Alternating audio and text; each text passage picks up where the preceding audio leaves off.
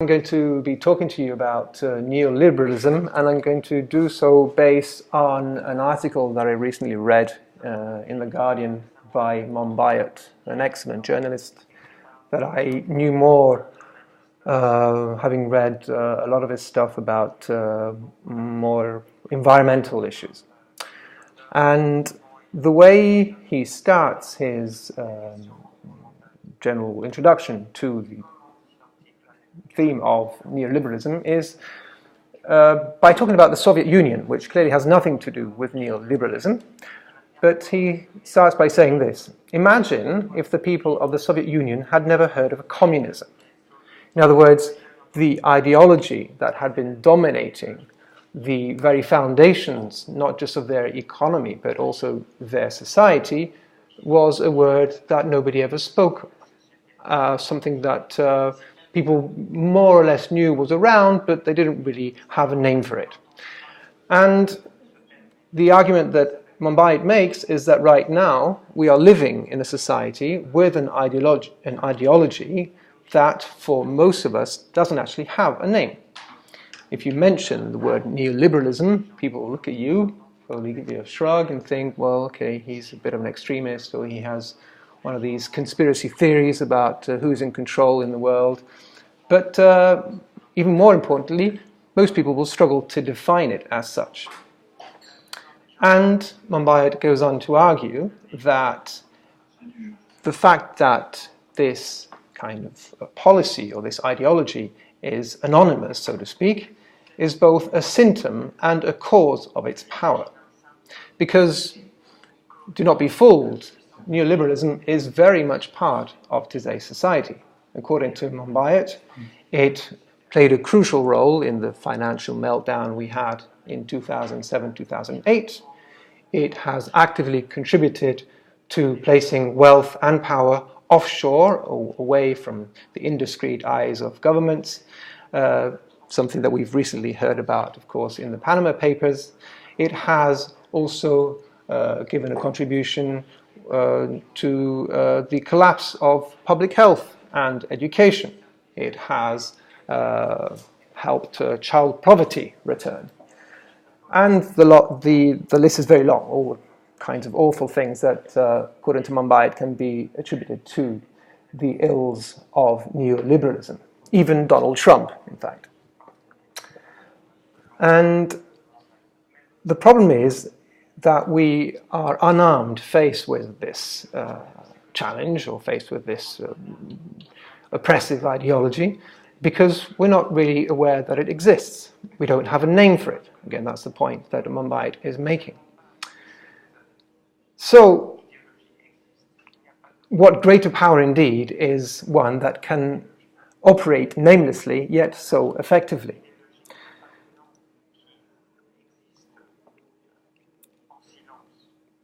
One of the main tenets of neoliberalism is that competition is the way human relations should be defined. And those in favor of this kind of ideology consider it a kind of healthy form of Darwinism. It's going to be always the survival of the fittest, possibly the richest, possibly the more educated, but however you look at it, it's always going to be about human beings competing against each other.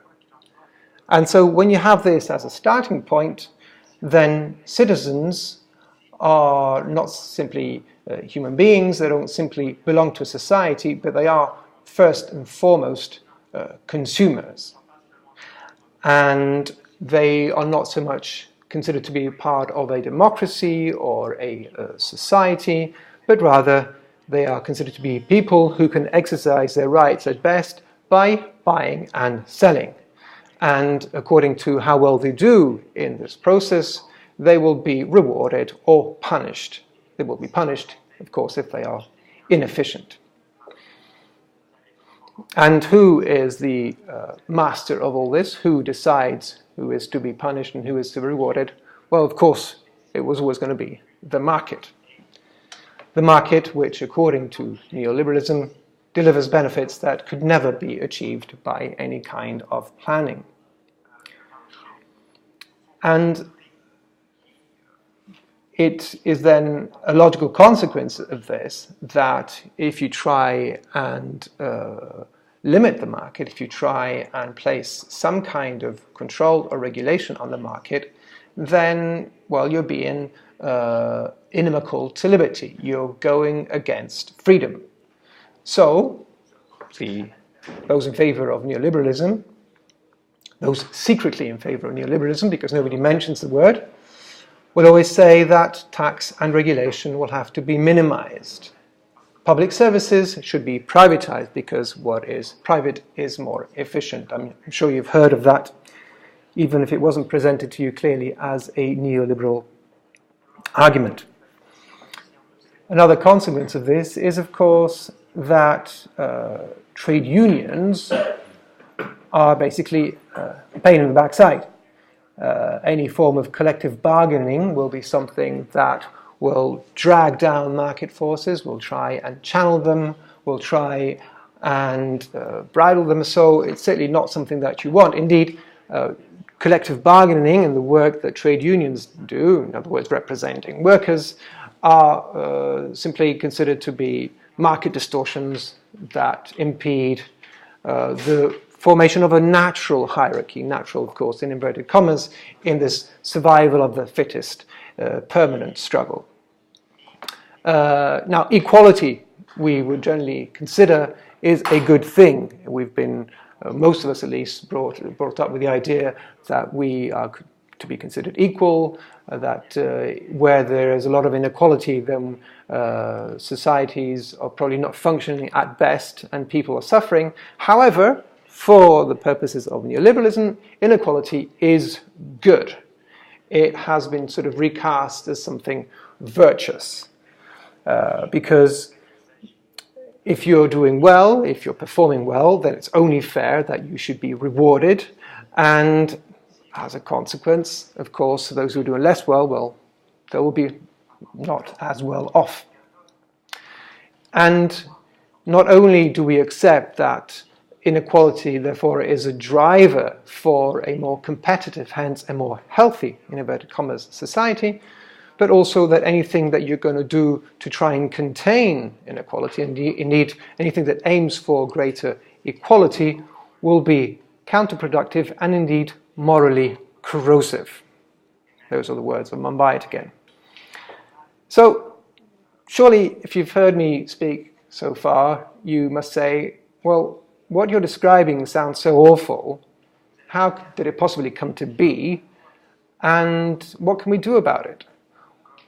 Well, I think it's fair enough to say that it came to be, it's an ideology that took shape over a number of decades, but more importantly, the way it has set foot has been through general acceptance. In other words, a lot of this stuff I've just told you, probably in a more watered down version, is something that recent governments and the media and general common sense has been trying to hammer into our heads for a couple of decades now. So what this means is that this nameless ideology is something that we are gradually internalizing, and often without realizing we are reproducing its creeds, its main thesis.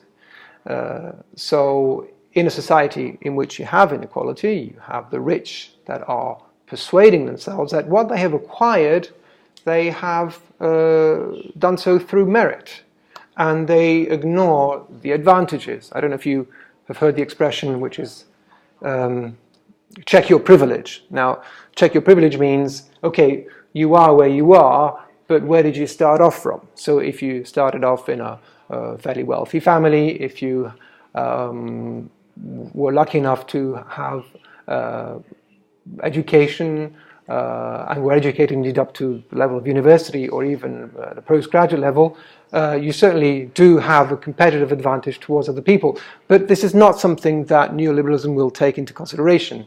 You are who you are because of what you've done, and therefore there is a sense of entitlement for richer people, just as, and this is even more worrying, the poor end up blaming themselves for their failures, even when, in a lot of cases, there's very little they can do to change the circumstances.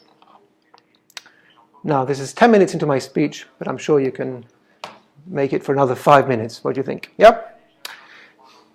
So,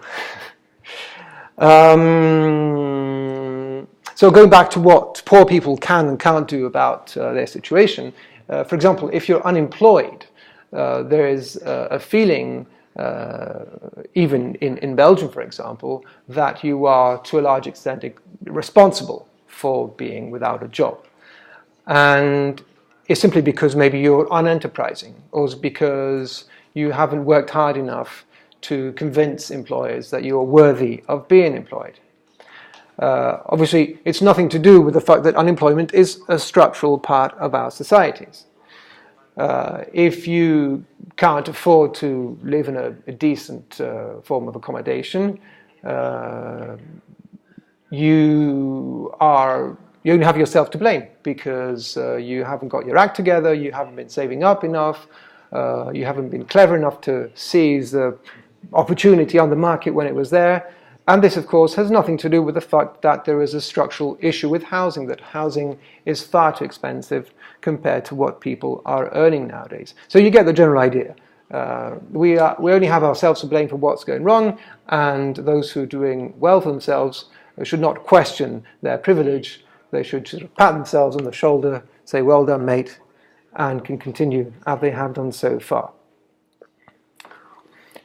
Now, I mentioned earlier that this kind of this ideology has been increasingly taking over, and indeed is one of the drivers of globalization, many would argue. But it was first discussed quite a long time ago, back in 1938, by one particular economist called Friedrich Hayek. And at the time, it was an idea that was still a bit timid, a bit shaky. It hadn't really been fully fledged as a theory. And the general idea being that the market needs to get on with things and governments shouldn't be intruding too much. But over the years, it evolved. And as it evolved, it became more extreme. And some might say nastier. For example, initially the idea was that governments should be able to regulate competition because you didn't want to get a monopoly situation. Now, most people who've studied the market economy know that a monopoly is generally not something you want, because it means that you've only got one company providing a service and they can dictate whatever conditions, whatever prices they want. It's not healthy for the market. Yet, these liberal economists, and in particular one gentleman, Mr. Milton Friedman, went as far to say that if you are an extremely efficient company, then a monopoly would be the ultimate form of reward. Now, that's a pretty absurd idea, but it was the kind of thing they were talking about back in the early 50s.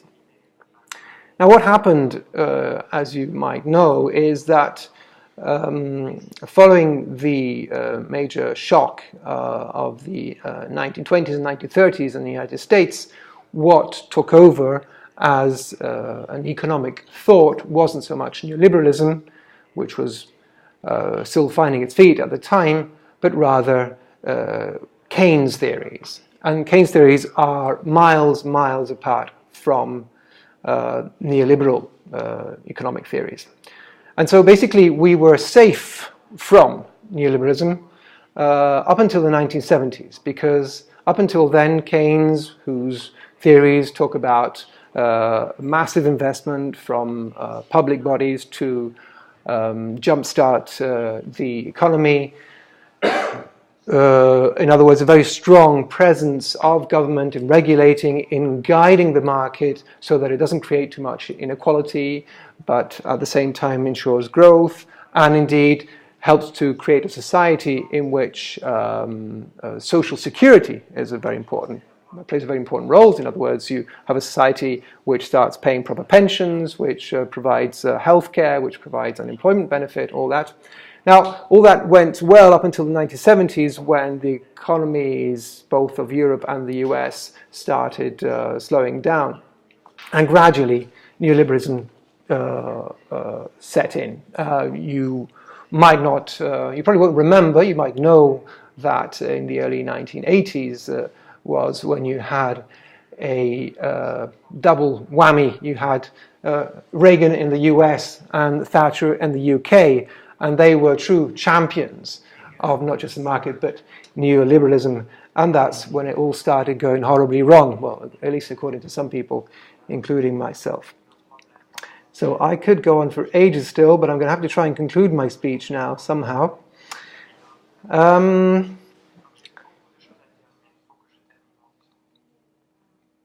So basically, the conclusion that Monbiot reaches is that Keynes had a lot of good ideas, but a lot of which could still be implemented today, but not all of them. And so the major problem we've had, looking from a, say, center or left of center point of view, is that we've had nothing to provide as an alternative to neoliberalism. And that's why we've all ended up accepting, unwillingly, that that's just the way things go. And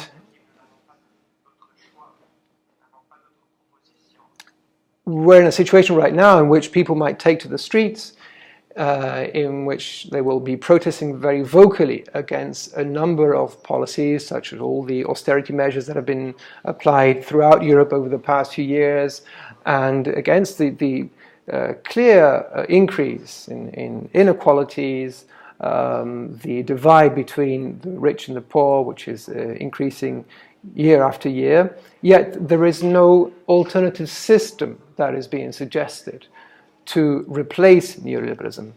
And one of the main criticisms Monbiot has towards the Keynesian model is that it has no plan against global warming. So there is nothing that talks about the environment in his theories. And that's why Keynes is not a valid alternative to oppose the neoliberal thesis.